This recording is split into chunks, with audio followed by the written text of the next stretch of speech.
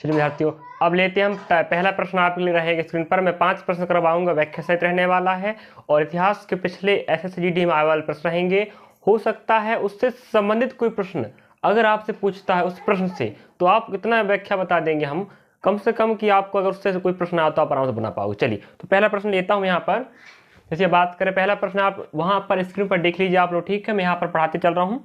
जैसे पहला प्रश्न लिया मैंने, जैन धर्म के नियमों का पालन करना निम्नलिखित में से किसके लिए कठिन था। जैन धर्म था, उसके नियमों का पालन करना किसके लिए कठिन था, तो आप बताएंगे। स्क्रीन पर देख लीजिए, ऑप्शन दिया है कारीगरों, व्यापारियों, किसानों और महाजनों। बताइए किसके लिए रहेगा। पहला ऑप्शन दिया कारीगर, और कारीगरों की बात करें तो पहली बात तो ऑप्शन का आपको अर्थ पता होना चाहिए, ऑप्शन क्या कह रहा है और प्रश्न क्या कहना चाहता है। प्रश्न कहता है कि जैन धर्म के जो नियम धर्म होते हैं उन्हें पालन करना किन के लिए कठिन था, पहली बात, ठीक है।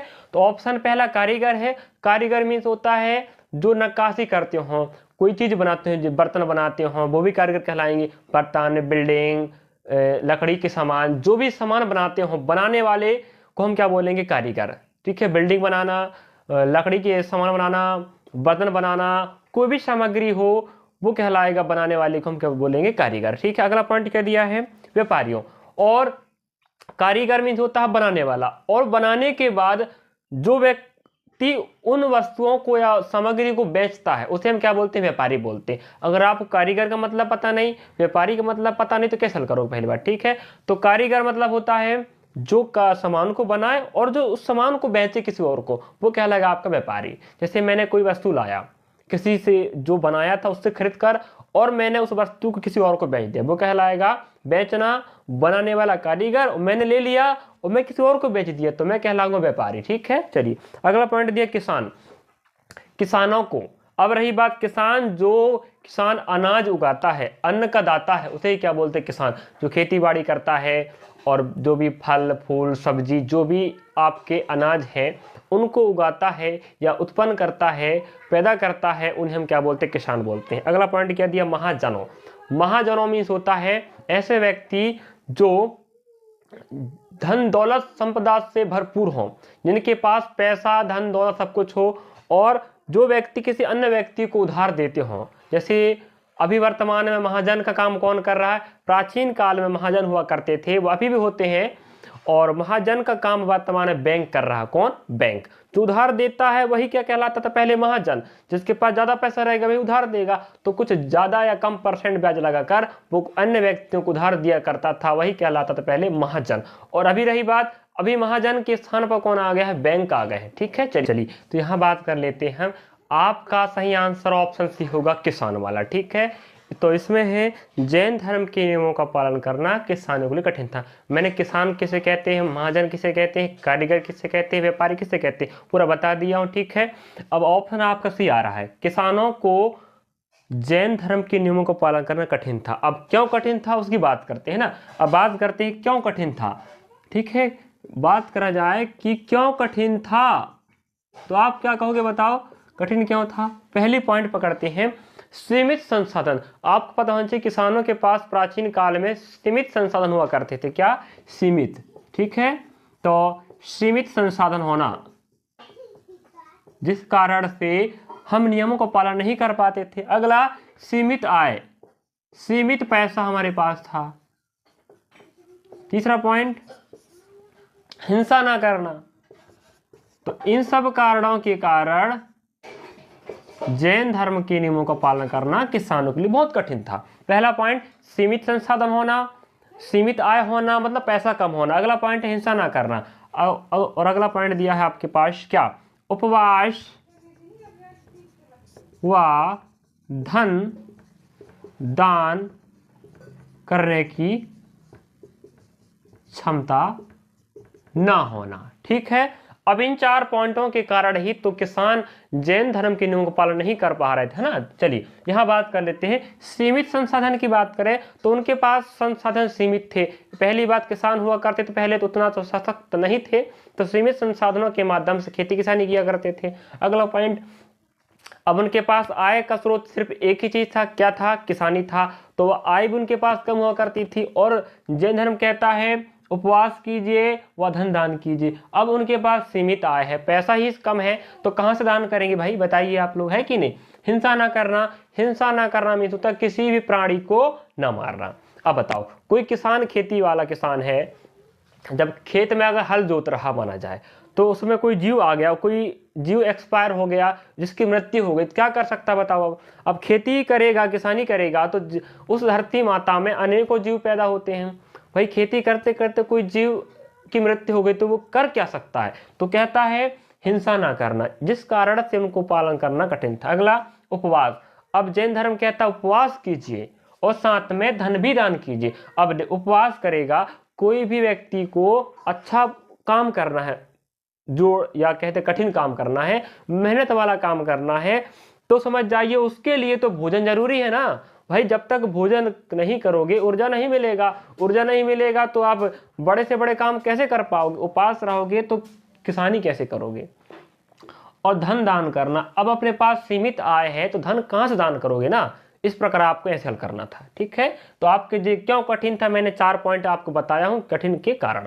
अगला पॉइंट, जैसे आपको ऑप्शन बता दिया मैंने, हल करके ऑप्शन कौन आएगा, कारण क्यों। अब इसी जैन धर्म से संबंधित हम कुछ फैक्ट पढ़ लेते हैं जो अनेक एग्जाम में पिछली बार पूछ चुका, पिछले एग्जाम। ठीक है, जैसे बात करें, अगर आप जैन धर्म की बात, किसकी बात करें, अगर हम जैन धर्म की बात करते हैं, ठीक है, जैन धर्म की अगर बात करें तो जैन धर्म का उत्पन्न श्रमण संस्कृति से हुआ। किससे, श्रमण, ठीक है, श्रमण संस्कृति से उत्पन्न हुआ है। जैन धर्म श्रमण संस्कृति से उत्पन्न हुआ है। जैन धर्म का उत्पन्न श्रमण संस्कृति हुआ है। और आपको पता होनी चाहिए जैन धर्म के संस्थापक, बताएगा कोई, बताओ संस्थापक कौन है, ऋषभदेव। ठीक है, जैन धर्म के संस्थापक कौन है, ऋषभदेव है। ठीक है, जैन धर्म के संस्थापक ऋषभदेव हैं और इन्हें ही क्या बोलते हैं, तीर्थकर। जैन धर्म में इन्हें तीर्थकर कहा जाता है।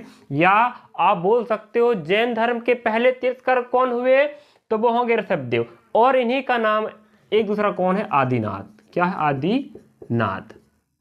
तो आप ऋषभदेव बोलो या आदिनाथ बोलो, बात एक ही है। और संस्थापक कौन है जैन धर्म के, तीर्थकर, सॉरी, जैन धर्म के संस्थापक या तीर्थकर पहले कौन, ऋषभदेव है, जिन्हें आदिनाथ भी कहा जाता है। और भारत में आदिनाथ की विशाल मूर्ति आप कहाँ मिलेगा, कर्नाटक में।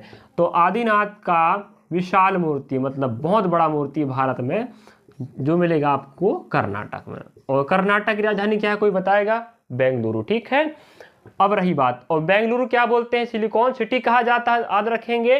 तीर्थकर कौन हुए, ऋषभदेव, आदिनाथ। और लास्ट 23 नंबर के कौन है, बताओ कोई बताएगा 23 नंबर कौन है, पार्श्वनाथ। ठीक है, 23 नंबर के आपके तीर्थकर कौन है, पार्श्वनाथ, जिनकी 5 बातें प्रमुख है, शिक्षक के तौर पर जैन धर्म में चलते रहते। ठीक है, उनको बताने वाला हूं फिलहाल अभी में। और आपके 24 नंबर के तीर्थकर कौन हुए, भगवान वर्धमान, बताओ, भगवान वर्धमान महावीर, वर्धमान महावीर। चलो, अब रही बात 23 नंबर के पार्श्वनाथ हैं, जिनकी 5 शिक्षाएं प्रमुख हैं। कौन कौन सी मैं बताऊंगा, और जो प्रसिद्ध है। और रही बात, आपको पता होनी चाहिए 5 शिक्षाएं जरूरी है जो शिक्षा के तौर पर दिया जाता है जैन धर्म के भिक्षुओं को या दिगंबरों को। ठीक है, अब रही बात यहाँ पर पहली पॉइंट की बात करें तो क्या होता है, हिंसा ना करना। पार्श्वनाथ जो 23 नंबर के हैं, तीर्थकर कह के गए हैं शिक्षा देकर, हिंसा ना करना। ठीक है, अगला पॉइंट रहेगा चोरी ना करना, चोरी ना करना। अगला पॉइंट रहेगा सत्य बोलना, अगला पॉइंट रहने वाला है सत्य बोलना। अगला रहेगा आपका ब्रह्मचर्य का पालन करना, ब्रह्मचर्य का पालन करना। बताएं, देखो, पहला हिंसा ना करना, चोरी ना करना, सत्य बोलना, ब्रह्मचर्य का पालन करना, फिर धन दौलत संपत्ति ना रखना। ठीक है, तो इन 5 बात को कहकर कौन गए हैं आपके 23 नंबर के तीर्थकर, पार्श्वनाथ। ठीक है, क्या, हिंसा ना करना, किसी प्राणी को ना मारना, जीवित प्राणी को ना मारना, चोरी नहीं करना है, हमें सत्य बोलना है, ब्रह्मचर्य का पालन करना है, धन दौलत संपत्ति नहीं रखना है। ये बोलकर गए आपके पार्श्वनाथ शिक्षा के तौर पर। अब बात करें यहाँ पर हम 24 नंबर की आपके भगवान वर्धमान महावीर है, और वर्धमान है इनका ये बचपन का नाम है। ठीक है, तो बचपन का नाम महावीर जो जैन धर्म के 24 तीर्थंकर हुए उनका क्या नाम था, वर्धमान। ठीक है, और रही बात इनका जन्म कहाँ हुआ था, जन्म की बात करें तो बताएगा कोई जन्म आपका इनका जन्म हुआ था भाई भगवान वर्धमान महावीर का कुंडग्राम में। कहां पर, कुंडग्राम में। ठीक है, इनका जन्म कुंडग्राम में हुआ था और मृत्यु कहां पर हुआ है बताएं, पावापुरी में। तो सभी जानकारी आपके लिए बहुत महत्वपूर्ण याद रखें। इतनी जानकारी जो बता रहा हूं मैं आपके अन्य एग्जाम में अगर इससे संबंधित कोई प्रश्न पूछता, अगर आप जैन धर्म की जानकारी पढ़ो तो बहुत सारा जानकारी। ठीक है, और सुन लो। और रही बात जो दिगंबर हुआ करते थे, जैन मुनि की बात करें या दिगंबर या तीर्थंकर हुआ करते थे, उनके आप वस्त्र बदन में देखे होंगे वस्त्र कम पहनते। ठीक है, उनका मानना है कि धन दौलत संपत्ति मोह माया सब त्याग देना चाहिए एक भिक्षु को। जैन मुनि या दिगंबरों का कहना है कि एक भिक्षु को या जैन धर्म के पालन करने वालों को धन दौलत संपत्ति सब मोह माया सब त्याग देना चाहिए, जिस कारण से उन धर्म के जो मुनि होते हैं, दिगंबर होते हैं, भिक्षु होते हैं, वो क्या करते हैं, कपड़े धारण नहीं करते हैं, आप देखे होंगे। और रही बात, कुछ लोग ऐसे भी हैं जो सफेद कपड़े धारण करते हैं, और कुछ ऐसे होते हैं, सिर्फ आप समझ सकते हो उस स्थान पर अगर दो बातें मत हो रही। पहली बात, कुछ लोग ऐसे हैं जो वस्त्र धारण करते हैं सफेद वाले, कुछ वस्त्र कम धारण करते हैं, तो उनका मानना है कि धन दौलत संपत्ति बिल्कुल त्याग देना चाहिए। ठीक है, इस प्रकार मैंने जैन धर्म का कुछ जानकारी बताया हूं आपको। और रही बात, याद रखेंगे अगर पूछता है कुंडग्राम का संबंध किससे है तो क्या बताएंगे आप, जन्म से है, लेकिन किससे, वर्धमान महावीर से। और पावापुरी है मृत्यु संबंधित है, उन्हीं संबंधित रहेगा। इस प्रकार आपको इस प्रश्न का आंसर मिलनी चाहिए था, और पूरा जानकारी मैं बता दिया हूं। चलिए विद्यार्थी, अगला प्रश्न आप स्क्रीन पर देख सकते हो। प्रश्न पहला का बिल्कुल छोटा सा आंसर था, बट मैं उसको व्याख्या सहित आपको अन्य जानकारी बता दी जो आगे काम आएगा। अब रही बात, आपको अगला प्रश्न आप स्क्रीन पर दिखता होगा कि आदि ब्रह्म समाज की स्थापना किसने किया है, तो बताइए आपका आंसर क्या होना चाहिए। आदि ब्रह्म समाज की स्थापना किसने किया है, तो आप कहोगे option A Devendranath Tagore, option B Keshav Chandra Sen, अगला राजा राम मोहन राय, और अगला रविन्द्रनाथ टैगोर। बताओ, तो आप लोग अधिकांश लगाओगे राजा राम मोहन राय। सही बात है, बताइए आदि ब्रह्म समाज की स्थापना किसने किया है बताएं, तो आप लोग कहोगे भाई राजा राम मोहन राय। बट ध्यान रखें, आपका आंसर बिल्कुल गलत है। आपको ब्रह्म समाज नहीं पूछ रहा है, आदि ब्रह्म समाज पूछ रहा है। तो बताएं आंसर क्या होगा आदि ब्रह्म समाज की बात करें तो। चलिए मैं बता देता हूं ना, यहां आपका सही आंसर होना चाहिए option number A. Option A आपका बिल्कुल राइट आंसर है। मैंने इसका जो संस्थाएं बनी थी ना आजादी के समय, इस वाला जो इन लोगों को जो संस्था है उन लोग बनाए थे आपकी क्रांतिकारी जो भारतवासियों ने। मैं एक वीडियो बनाया, ध्यान रखना, अगर आप उस वीडियो को देखे होंगे माना जाए तो आपको ये आंसर बनना चाहिए था, इसलिए तो मैं पहले पढ़ा दिया हूं भाई कि आपका काम लायक करके। चलिए, तो आप नहीं पढ़े इसमें आपकी गलती है। तो आदि ब्रह्म समाज के संस्थापक कौन है, देवेंद्रनाथ टैगोर है। राजा राम मोहन राय की बात करते हैं, 1828 में स्थापना किसका हुआ है, ब्रह्मा समाज का।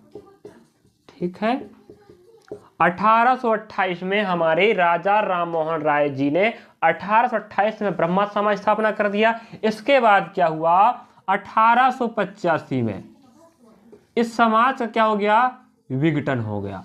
ठीक है, विघटन होने के बाद यह दो हिस्सों में बट गया और अलग अलग संस्थापक बन गए। देवेंद्रनाथ टैगोर ने आदि ब्रह्म समाज स्थापना किया, ठीक है, और हमारे केशव चंद्र सेन जी ने भारतवर्षीय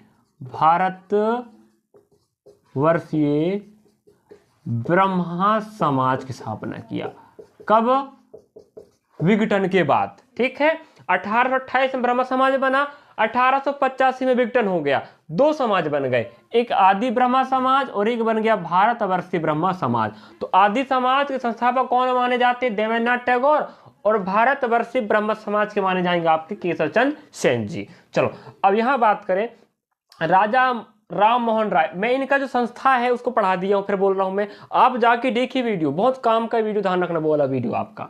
राजा राम मोहन राय को क्या बोलते हैं, देखो एक बात करें, हाँ राजा राम मोहन राय क्या बोला जाता है, सती प्रथा का अंत करे थे, आपको पता होनी चाहिए, और कब हुआ था 1829 में, ठीक है। सती प्रथा का अंत करने वाले, योगदान देने वाले आपके राजा राम मोहन राय हैं, और सती प्रथा 1829 में अंत हुआ था। और कहा जाता है इस सती प्रथा का चलन जो चलता था, अगर किसी महिला का कोई पति, किसी महिला का अगर पति क्या हो जाता है, उसका देहांत हो जाता, मृत्यु हो जाता किसी कारणवश से, तो उसके साथ साथ उसकी पत्नी को भी जला दिया जाता था। तो ये बहुत क्रूर प्रथा थी, जिस प्रथा का राजा राम मोहन राय जी ने घोर विरोध किया, और 1829 में उनके योगदान से यह प्रथा बंद हो पाई, जो अभी तक बंद हो चुकी, ठीक है। और आप इनको जानते होंगे, इन्हें और क्या बोला जाता है, भारतीय पुनर्जागरण का जन्मदाता, क्या बोलते हैं, भारतीय पुनर्जागरण का जन्मदाता। आप सुने होंगे, ध्यान रखें, बहुत अच्छी पॉइंट है ये। अगर पूछा जाए भारतीय पुनर्जागरण का जन्मदाता किसे कहा जाता है, राजा राम मोहन राय हैं, इनकी जानकारी बता चुका हूं मैं। अब टैगोर जी की बात करें, तो टैगोर जी की बात करें, टैगोर जी ने बताओ भारतीय संस्था की स्थापना किया, जिसे क्या बोलते हैं, शांति निकेतन बोला जाता है, शांति निकेतन, जो एक क्या है, संस्था है, स्कूल वाली संस्था है। और रही बात भारत स्थापना शांति निकेतन, वहां आप पढ़ चुके हो, डेट ध्यान रखें तो आप लोग को याद होनी चाहिए। और रही बात यहाँ पर, टैगोर जी को क्या बोलते हैं, गुरुदेव, क्या बोलते हैं, गुरुदेव। जो नाम किसने उपाधि दिया है, तो आप कहोगे महात्मा गांधी जी, महात्मा गांधी जी, ठीक है। अब देखो गुरुदेव महात्मा गांधी जी ने बोले, और गांधी जी को महात्मा किसने कहा है, रविन्द्रनाथ टैगोर ने जी ने, किसने बोले हैं, रविन्द्रनाथ टैगोर जी। समझ गए आप लोग, समझ गए होंगे मैं क्या समझना चाह रहा हूं। रविन्द्रनाथ टैगोर जी हैं, जो भारतीय संस्था जिसे बोलते हैं शांति निकेतन की स्थापना किया है। और रविन्द्रनाथ टैगोर क्या बोलते हैं, गुरुदेव बोलते हैं, और किसने कहा, महात्मा गांधी जी ने। और महात्मा गांधी को महात्मा किसने बोले थे, रविन्द्रनाथ टैगोर जी ने। तो टैगोर जी को गुरुदेव महात्मा गांधी बोले, और महात्मा गांधी को महात्मा रविन्द्रनाथ टैगोर जी बोले। और आपको पता होना चाहिए शांति निकेतन कहां पर है, तो शांति निकेतन कहां पर है, पश्चिम बंगाल में, याद रखेंगे, पश्चिम बंगाल के कोलकाता में, आप पता होनी चाहिए, कोलकाता, पता है नहीं, बताइए। तो शांति निकेतन आपके पश्चिम बंगाल राज्य है, जो आपके पश्चिम क्षेत्र पड़ता है, पश्चिम बांग्लादेश से लगा हुआ है। और कोलकाता जिसकी राजधानी, वहीं पर आपका शांति निकेतन है। और यहाँ पर रही बात करने, जानकारी आपके लिए काफी है। तो आपको सिर्फ क्या पूछा था, राजा राम मोहन राय, अगर आप टिक लगाए थे माना जाए सही आंसर, तो आप गलत है, उसका आंसर क्या है, देवेंद्रनाथ टैगोर। आप समझ गए थे, जानकारी बता चुका हूं मैं। चलिए अगला प्रश्न लेते हैं आपके लिए विद्यार्थियों, अगला प्रश्न लेते हैं आपके लिए, प्रश्न क्रमांक 3 है। आपको अच्छा समझ में आता होगा, मैं उम्मीद रखता हूँ। रही बात, प्रश्न भले छोटा हो, भले ही छोटे एग्जाम आया हो, लेकिन फिर बोल रहा हूँ उसका जो बेसिक डिटेल हम बता रहे हैं आपको, अन एग्जाम में काम आने वाला 100% गारंटी रहेगा, ध्यान रख। चलिए अगला प्रश्न लेता हूं मैं, निम्नलिखित में से किस मौर्य शासक ने बौद्ध धर्म प्रचार प्रसार का बीड़ा उठाया था। आपके ऑप्शन है बिंदुसार, अशोक, देववर्मन और संप्रति। तो बताएं क्या आंसर होगा इसका, क्या बोल रहा है प्रश्न, मौर्य शासक का नाम, ऐसे मौर्य शासक का नाम ढूंढिए जो बौद्ध धर्म के प्रचार प्रसार के लिए जिम्मा उठाया था, ये कहना चाह रहा है। तो अगर हम बात करें तो इसका आंसर सही है अशोक, सम्राट अशोक, जिसके नाम से आप परिचित हैं इतिहास में, ठीक है। अब हम बात कर लेते हैं सम्राट अशोक की जानकारियां, थोड़ा सा हम पीछे चलते हैं, ठीक है। अगर आपको इतिहास समझना है तो इतिहास पूरा पढ़ना पड़ेगा, बट इतिहास के ऐसे कुछ प्रश्न होते हैं जिनको अच्छे समझ लो आप ना, अगर उससे संबंधित कोई प्रश्न आता तो आराम से बना पाओगे। इतना कोशिश कर रहा हूं मैं कि डाटा इतना दे दूं आपको मैं एक ही प्रश्न में, उससे रिलेटिव बस। चलिए अब हम बात कर लेते हैं, देखो आपको विदित होगा प्राचीन इतिहास में, प्राचीन इतिहास के प्राचीन काल के राजाओं ने क्या करते थे, अपने आसपास के क्षेत्र में अधिकार स्थापित करने के लिए, शासन चलाने के लिए क्या बनाया करते थे? महाजनपद।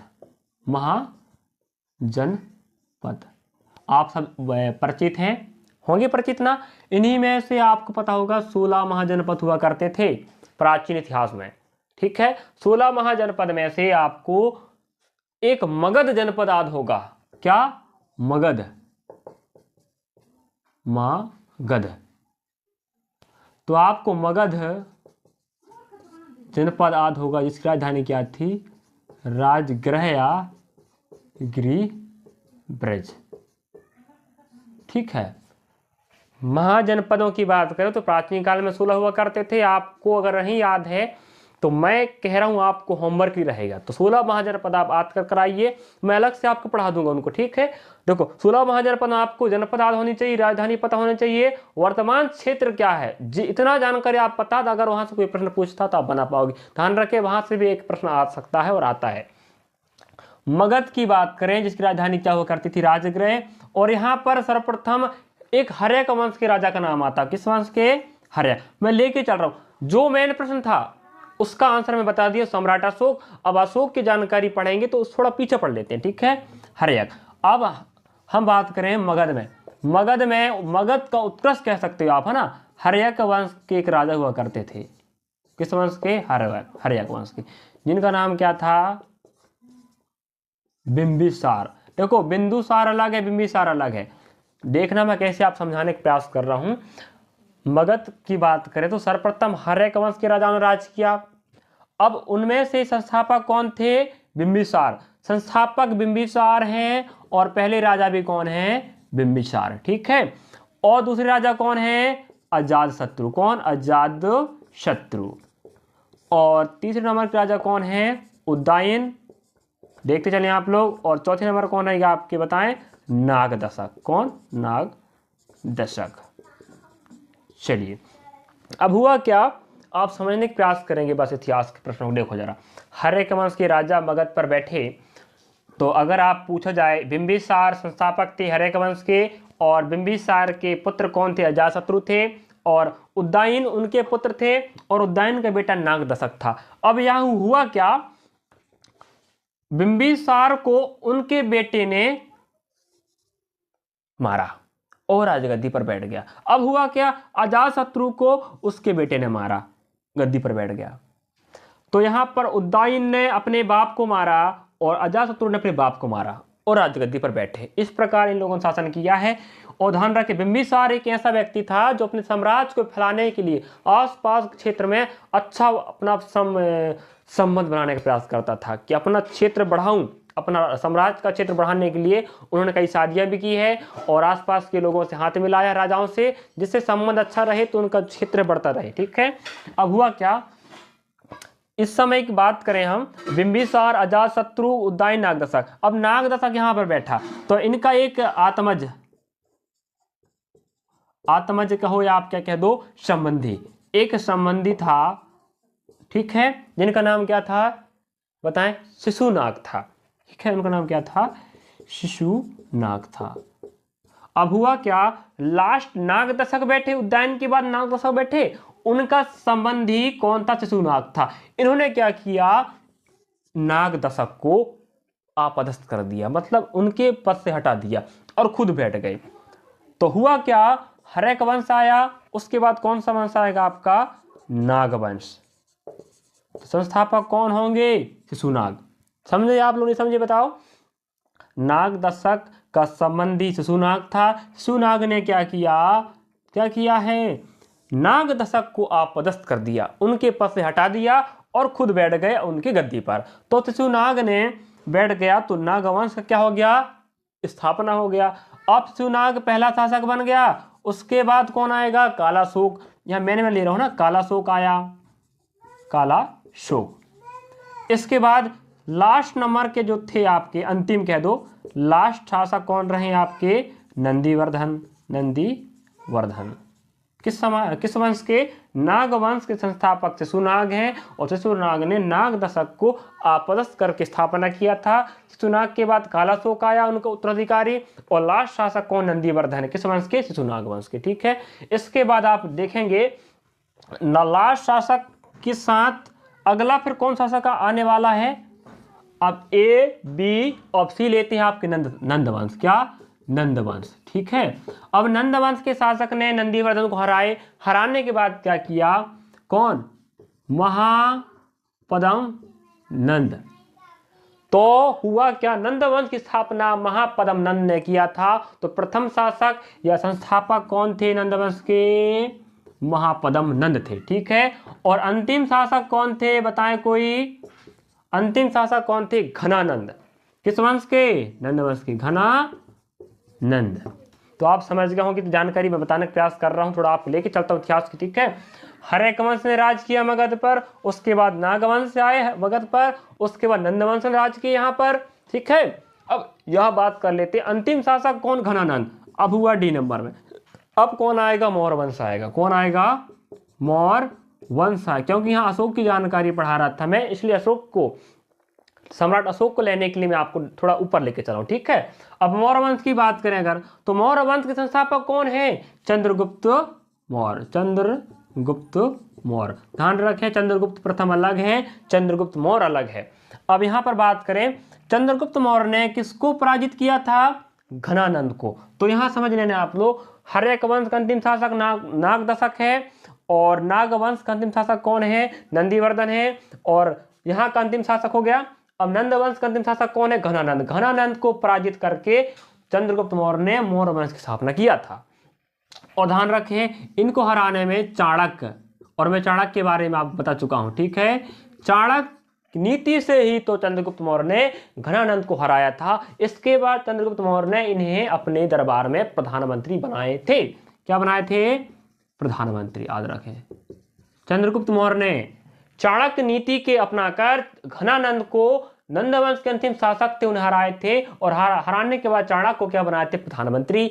और इसकी जानकारी मैं पहले पढ़ा चुका हूं, चाणक्य कौन है। ठीक है, उसकी पुस्तक के बारे में। अब देखो, तो पहले शासक कौन हो गए? चंद्रगुप्त मौर्य। उसके बाद कौन आएंगे? इनके लड़के कौन होंगे आपके? बिंदुसार। ऑप्शन में दिया था ना, बिंदुसार। तो देख लीजिए, बिंबिसार अलग है और बिंदुसार अलग है। और यहीं पर तीसरा पॉइंट लेते हैं हम, क्या? इनके बेटा कौन? अशोक। कौन रहेगा? अशोक। ठीक है, अब कौन आएगा? थर्ड नंबर का हो गए। अब इनके दो बेटे हुए, कौन कौन? संघमित्रा और महेंद्र। संघमित्रा और महेंद्र, तो आप पता होनी चाहिए। अब देखो, लास्ट शासक कौन हुए हैं बताएं? बृहदत्त। बृहदत्त, इतना काम का पहली बार। ठीक है, अब देखो, मौर्य वंश के पहले शासक चंद्रगुप्त मौर्य घनानंद को हराकर बैठे राजगद्दी पर। उनके बेटा बिंदुसार आए, बिंदु के बाद अशोक आए, अशोक उनके बेटे हैं, और अशोक के दो बेटे हुए, एक लड़का एक लड़की, संघमित्रा और महेंद्र। इनकी जानकारी आपको पता होनी चाहिए। इन दोनों को ही तो श्रीलंका पहुंचाए थे सम्राट अशोक बौद्ध धर्म के प्रचार प्रसार के लिए। और लास्ट शासक कौन था? बृहदत्त था। इसकी जानकारी आगे पढ़ाऊंगा मैं। चलिए, जैसे लास्ट पॉइंट आप वहां पर देखे थे बृहदत्त को। ठीक है, तो बृहदत्त कौन था? थोड़ा डिटेल पढ़ लेते हैं, कोई दिक्कत थोड़ी है भाई जी, जिस पढ़ने वाली बात है कि नहीं। बृहदत्त कौन था? मौर्य वंश का अंतिम शासक था। जो लास्ट शासक हुआ कौन? बृहदत्त। किस वंश का? मौर्य वंश का। इनका एक सेनापति था। कौन था? सेनापति था। मैं चंद्रगुप्त मौर्य की बात कर रहा हूं, उनका वंशज कौन आपके? बृहदत्त थे, उनके वंश की बात कर रहे हैं ना। चंद्रगुप्त मौर्य का अंतिम शासक मौर्य वंश का बृहदत्त था। इन्हीं का एक सेनापति था, उनका नाम क्या था? पुष्पमित्र शुंग। ठीक है, अब क्या हुआ? शुंग जी ने तो थोड़े दिमागदार थे, पहली बात उन्होंने क्या किया? इनकी हत्या कर दी। क्या कर दिया? हत्या कर दिया, और राजगद्दी पर बैठ गए। अब कौन सा वंश आएगा? शुंग वंश आएगा। तो आप समझ गए होंगे, शुंग वंश। डी नंबर हो गया था ना, ई नंबर आएगा। चलो, तो लास्ट शासक बृहदत्त थे, जिनका सेनापति पुष्पमित्र शुंग था। और शुंग बहुत आप कह सकते हो चालाक लड़िया था, कह सकते, सीधी बात है ना। उन्होंने क्या कर दिया? हत्या कर दी बृहदत्त की, और राजगद्दी पर बैठ गए और स्थापना कर लिया शुंग वंश की। ठीक है, तो संस्थापक कौन? पुष्पमित्र शुंग। किस वंश के? शुंग वंश के। ठीक है, अब रही बात यहाँ पर, अब शुंग वंश की बात करें, हुआ यहाँ क्या? शुंग वंश स्थापित हो गया। अब यहाँ पर इनका एक क्या था? पुरोहित था। कौन? पुरोहित। इनका नाम क्या था? पतंजलि। इनका नाम क्या था? पतंजलि। आप सुने होंगे पतंजलि का नाम, सब सुने होंगे। उनकी पुस्तक का नाम क्या है? महाभाष्य। क्या है पुस्तक का नाम? महाभाष्य। ठीक है, तो पुरोहित थे। पुष्पमित्र शुंग का एक पुरोहित हुआ करता था जिनका नाम पतंजलि है और पुस्तक महाभाष्य है। इस पुस्तक में आपको क्या जानकारी मिलने वाली है? शुंग वंश की जानकारी अगर आपको चाहिए तो कौन देगा? महाभाष्य, जिसके लेखक कौन है? पतंजलि। कई बार प्रश्न पूछ चुका, ध्यान रखें एग्जाम में।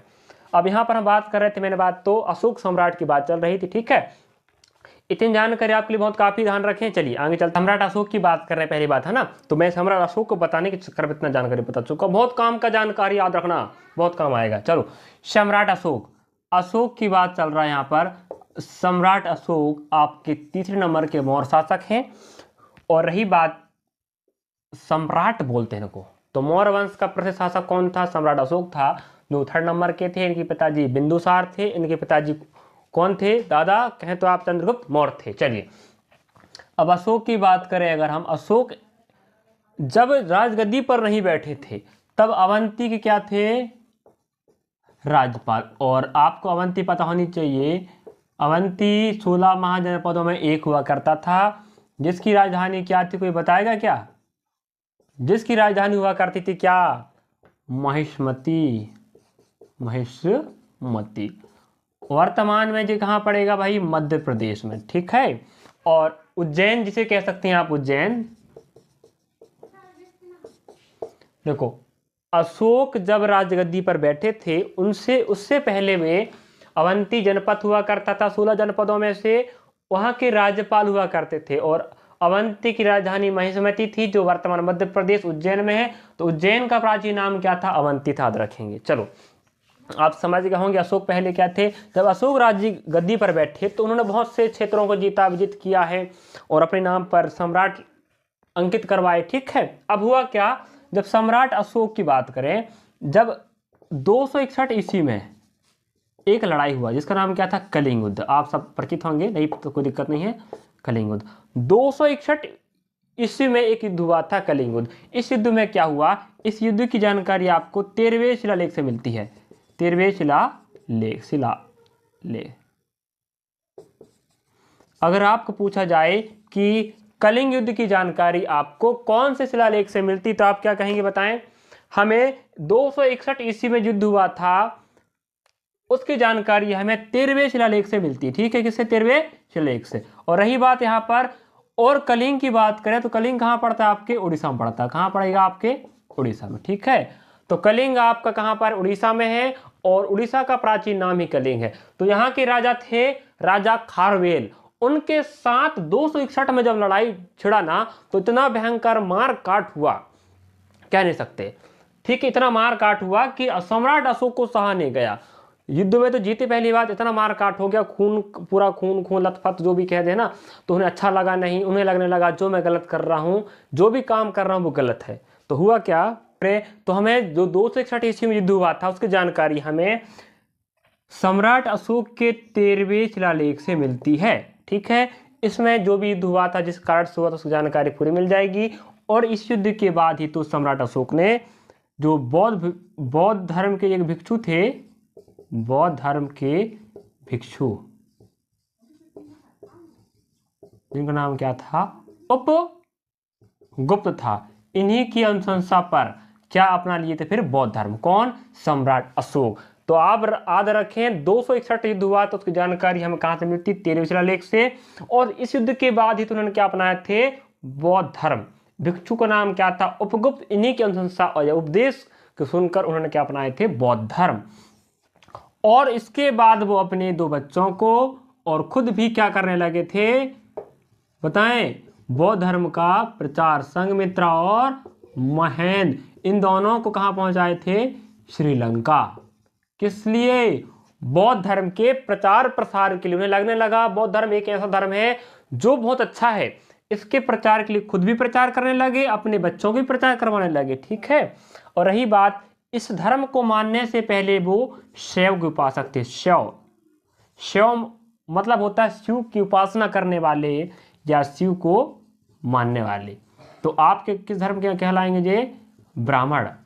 ठीक है। तो आप सीधी बात करें, बौद्ध धर्म से पहले वे शिव के उपासक या शैव थे। शैव उपासक में होता है शिव की उपासना करने वालों कहा जाता है, और ब्राह्मण धर्म थे।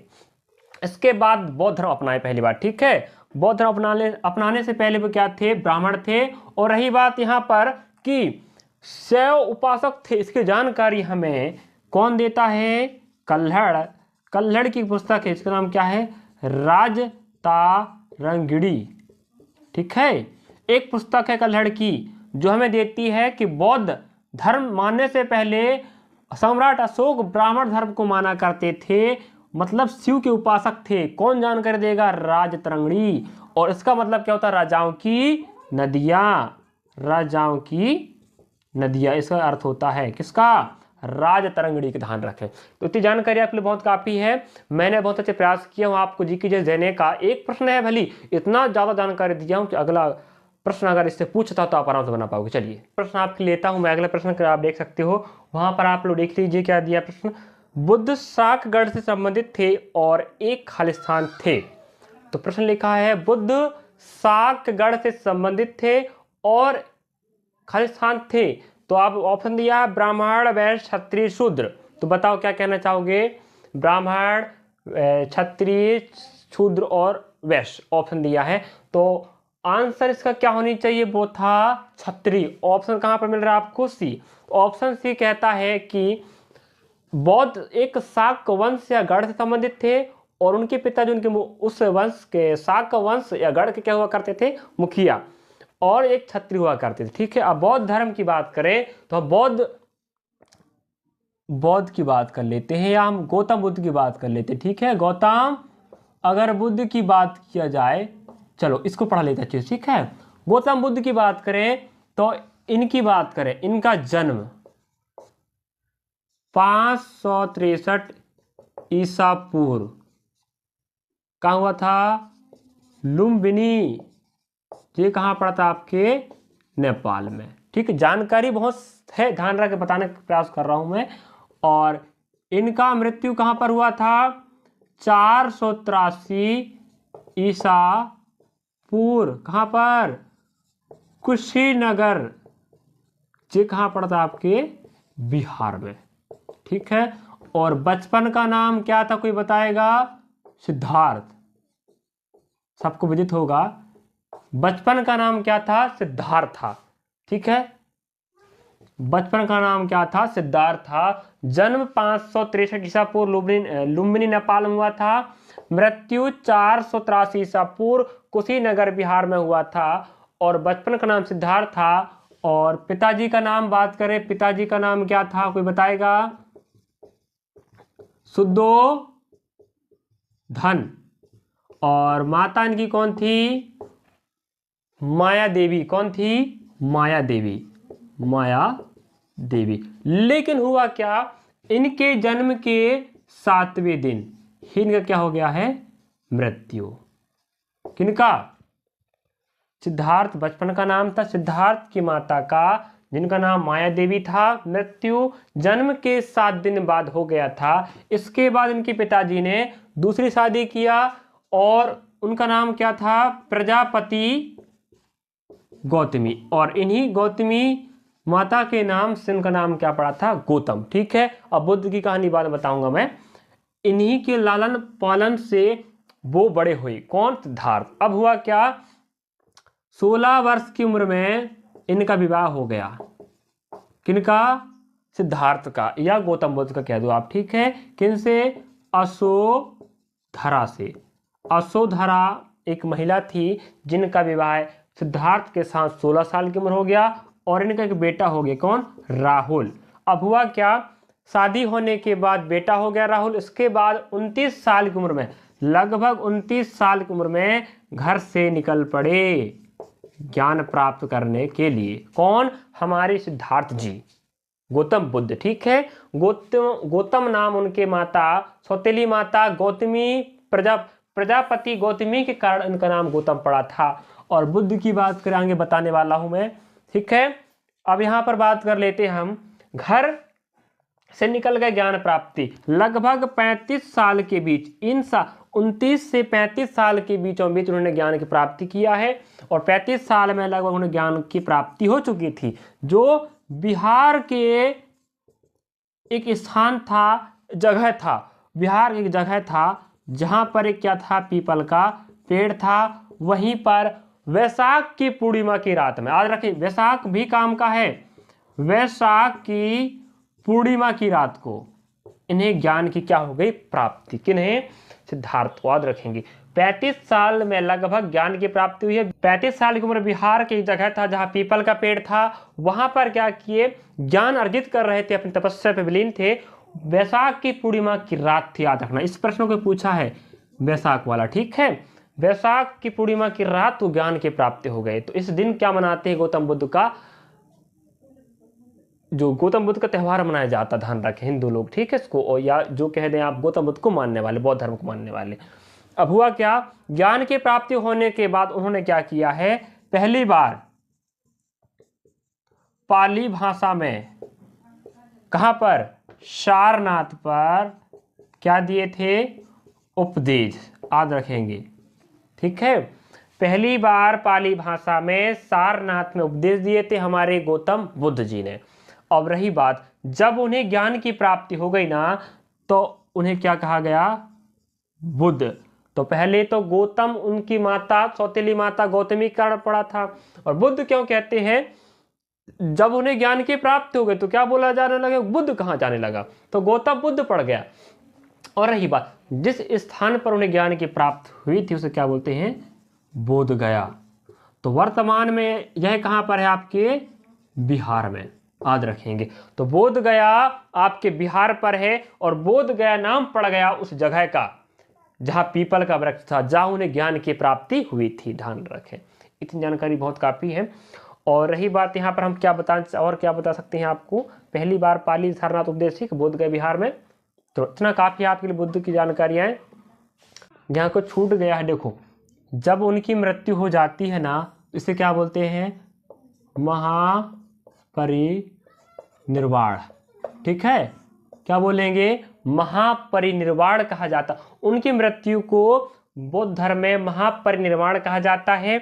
जब घर से निकले थे ना, उसे बोलते हैं महाभिनिष्कर्षण। क्या बोलते हैं, महाभिनिष्कर्षण बोलेंगे। घर से निकलने को क्या बोलेंगे, महाभिनिष्कर्षण। और रही बात, जब पहली बार वो क्या दिए तो उपदेश, इसे बोलते हैं धर्म चक्र प्रवर्तन। ठीक है, धर्म चक्र प्रवर्तन कहा जाता है। याद रखेंगे, क्या, जब घर से निकले तो महाभिनिष्कर्षण, जब मृत्यु हुई तो क्या बोले, महापरिनिर्वाण। और जब पहली बार क्या दी उपदेश तो क्या बोलते हैं, धर्म चक्र प्रवर्तन। इतना जानकारी आपके लिए बहुत जरूरी है और काफी। चलिए अगला प्रश्न आपके लिए रहेगा, प्रश्न क्रमांक 5, आप देख सकते हो स्क्रीन पर, मैं यहाँ पढ़ते देता हूँ। क्या दिया, नालंदा विश्वविद्यालय की स्थापना खालिस्तान द्वारा 5वीं शताब्दी में किया गया था। नालंदा विश्वविद्यालय की स्थापना खालिस्तान द्वारा 5वीं शताब्दी में किया गया था। तो आपके पास ऑप्शन है, ध्यान रख, इस जो प्रश्न भी लिखा है ना आप स्क्रीन पर, इससे संबंधित कोई भी प्रश्न पूछ सकता है, ध्यान रखें। तो ऑप्शन दिया है कुमारगुप्त, समुद्रगुप्त और चंद्रगुप्त प्रथम और स्कंदगुप्त कह सकते हैं। चलिए यहाँ पर बात कर लेते हैं। तो आप बताना चाहो कि आंसर क्या होगा, बताइए जरा। तो इसका ऑप्शन सही आंसर है समुद्रगुप्त ना होकर कुमारगुप्त। चलिए तो नालंदा की बात कर लेते हैं। नालंदा, चलिए नालंदा विश्वविद्यालय आप सुने होंगे। देखो, नालंदा एक स्थान का नाम है, जिला है। स्थान एक क्या है, जिला है। नालंदा क्या है, एक जिला है जो कहाँ पड़ता है, आपके बिहार में। और प्राचीन काल में विश्वविद्यालय हुआ करता था। विश्वविद्यालय कहाँ पर, नालंदा में, उसी की बात चल रहा है। ठीक है, नालंदा स्थान है, जिला है बिहार का, और इसकी राजधानी क्या है, पटना। ठीक है, अब रही बात यहाँ पर विश्वविद्यालय की बात करें जिसका नाम नालंदा है, स्थान जिला बिहार पटना, समझ गए आप लोगों ने। स्थान नालंदा है, जो जिला भी है नालंदा, बिहार है, राज्य का नाम राजधानी पटना है। अब देखो विश्वविद्यालय था नालंदा विश्वविद्यालय, जिसकी स्थापना कुम्हार गुप्त ने किया था, जो गुप्त वंश के शासक थे, याद रखें। तो कुम्हार गुप्त क्या थे? गुप्त वंश के शासक थे। इन्होंने क्या किया था? गुप्त वंश की स्थापना किया था, क्षमा चाहता हूं, विश्वविद्यालय की स्थापना किया था। कब किया था? 5वीं शताब्दी में। तो याद रखें, आपको यहां से कुछ भी प्रश्न पूछ सकता है। पहली प्रश्न क्या पूछ सकता है? स्थापना कब हुआ था, किसने किया था, किस वंश के शासक ने किया था, ठीक है। अब रही बात, अब गुप्त वंश की स्थापना किसने किया था? किसी को पता है? श्री गुप्त ने किया था। और इनके उत्तराधिकारी कौन थे? घटोत्कच थे, कच्छ, ठीक है। तो गुप्त वंश के संस्थापक श्री गुप्त थे, उनका बेटा उत्तराधिकारी घटोत्कच था। और गुप्त वंश का प्रसिद्ध शासक कौन था? कौन था बताएं? चंद्रगुप्त प्रथम था, ना कि मौर्य, ठीक है, मौर्य वाला अलग है। तो प्रसिद्ध शासक चंद्रगुप्त मौर्य था। इनका विवाह है, कौन था? लिच्छवी राजकुमारी, कौन थी? कुमारी देवी से हुआ था, ठीक है। अब रही बात यहाँ पर, प्रसिद्ध शासक कौन हुआ गुप्त वंश का? चंद्रगुप्त प्रथम, जिनका विवाह लिच्छवी राजकुमारी कुमारी देवी से हुआ था। इनका एक बेटा था जिनका नाम क्या था? समुद्रगुप्त। ध्यान रखें, जो बहुत प्रसिद्ध शासक बना, याद रखेंगे। समुद्रगुप्त के पिताजी कौन थे? चंद्रगुप्त प्रथम थे। और समुद्रगुप्त की बात करें तो समुद्रगुप्त को क्या कहा जाता है? कोई बताएगा? भारत का नेपोलियन कहा जाता है। अब क्यों कहा जाता है उसकी जानकारी बताऊंगा पहली बार, ठीक है। अब देखो, भारत का नेपोलियन हमारे समुद्रगुप्त को कहा जाता है। इसलिए कहा जाता है, जो काम नेपोलियन बोनापार्ट करता था कि अपने क्षेत्र में जब बढ़ते चलेगा ना, अपने साम्राज्य को फैलाते चलता था, तो समुद्रगुप्त को हराना सबकी बस की बात नहीं थी। उसी प्रकार कहते हैं कि जो नेपोलियन बोनापार्ट था, उनको भी हराना मुश्किल था। तो अपने क्षेत्र को जहां भी चलता था, जहां बढ़ते चलता था, अपने साम्राज्य को स्थापित कर देता था। वही काम आपके समुद्रगुप्त किया करते थे, जिस कारण से उन्हें भारत का नेपोलियन कहा जाता है। देखो यहां बात करें दक्षिणावर्त, और आपके पास दिया है, चलिए, तो भारत का नेपोलियन कहने का कारण क्या है? दक्षिणावर्त और आर्यावर्त, ठीक है। दक्षिण क्षेत्र और उत्तरी हिस्से में क्या किए थे? हमारे भारत के नेपोलियन कहे जाने वाले समुद्रगुप्त ने पूरा अपना क्षेत्र फैला लिया था। कहां पर? दक्षिणावर्त और आर्यावर्त में, ठीक है। अपने क्षेत्र को फैला के रखा था और उन्हें हराना सबकी बस की बात नहीं थी। यही कारण से उन्हें भारत का नेपोलियन कहा जाता है।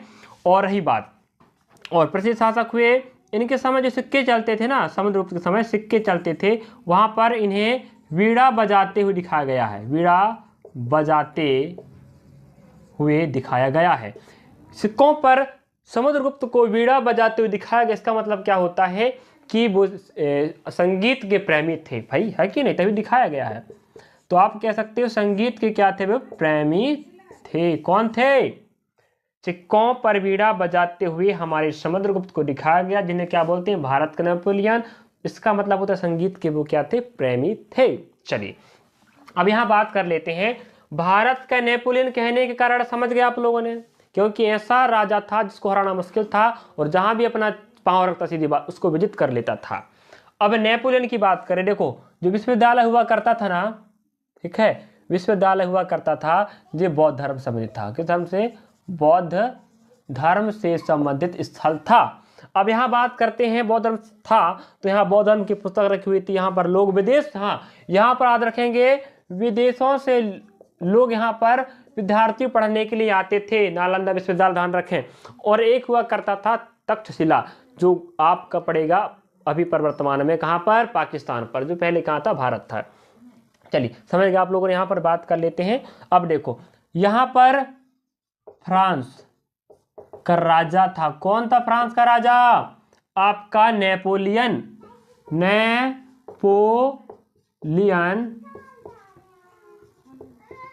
बोनापार्ट। इनका पूरा नाम क्या है? Napoleon Bonaparte.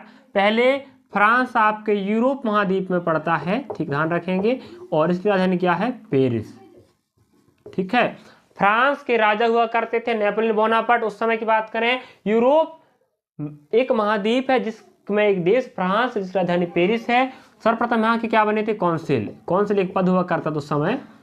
सर्वप्रथम कौंसिल पद से मतलब कौंसिल पद में बैठे थे आपके कौन? Napoleon Bonaparte. उसके बाद राजा बने थे फ्रांस के, याद रखेंगे। अब हुआ क्या, ये भी क्या करते थे, अपने क्षेत्र को जब वर्चस्व फैलाना या आसपास क्षेत्र को कब्जा करना है तो समझ जाइए कब्जा ही करके रहते थे। कौन? Napoleon Bonaparte. वही काम कौन किया करते? समुद्रगुप्त, जिस कारण से उन्हें ही कहा जाता भारत का नेपोलियन। चलिए यहां समझ गए आप लोग। 1815 में आपको पता होगा 1815 में युद्ध हुआ था जिसका नाम क्या था? वाटरलू, जो आपके अंग्रेजों और हमारे नेपोलियन के बीच हुआ था।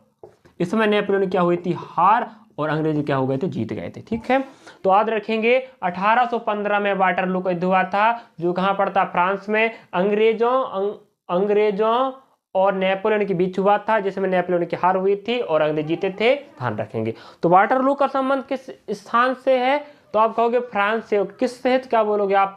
नेपोलियन बोनापार्ट से। इसका जानकारी इतना था। चलिए आगे लेते हैं हम। आप नालंदा की जानकारी आप पढ़ चुके हो, मैं नालंदा बता दिया कि स्थापना किया है, और गुप्त वंश की वो जानकारी बता दिया। और रही बात, आप यहाँ बात कर लेते हैं नालंदा। नालंदा से जुड़ा एक और फैक्ट है जिसका नाम क्या है? इसको नष्ट करना। नालंदा विश्वविद्यालय को नष्ट करने वाला मुस्लिम शासक कौन था? देखो, मुस्लिम शासक की बात करें, मुस्लिम शासक कौन? कुतुबुद्दीन ऐबक। ऐबक का एक कौन था? सेनापति, जिसका नाम क्या था? मोहम्मद बिन बख्तियार। ठीक है, खिलजी पूरा नाम, ध्यान रखें। चलिए, तो फैक्ट जरूरी पहली बात। और पूछोगे कि बार नालंदा विश्वविद्यालय को नष्ट करने वाला मुस्लिम शासक कौन था? मोहम्मद बिन बख्तियार खिलजी था, याद रखेंगे। मुस्लिम शासक कुतुबुद्दीन ऐबक का जो सेनापति था कौन? मोहम्मद बिन बख्तियार खिलजी।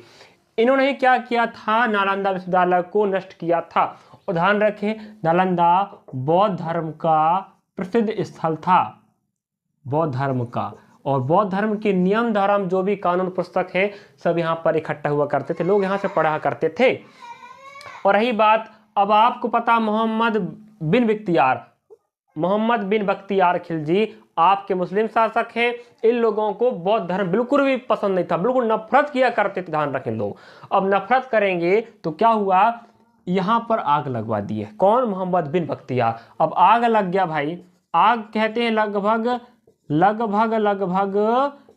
3 महीनों तक यहां पर धुआं निकला है, उठा कह सकते। ठीक है, मोहम्मद बिन बख्तियार खिलजी इतने बेवकूफ थे, कह दो सीधी बात, उन्हें बौद्ध धर्म से नफरत था। तो बौद्ध धर्म के जो भी स्थल थे उन्हें नष्ट किया करता था। तो नालंदा विश्वविद्यालय यहाँ पुस्तकालय हुआ करता था, उस पुस्तकालय में बौद्ध धर्म से संबंधित पूरे पुस्तक, बहुत से पुस्तक थे, ध्यान रखें ना।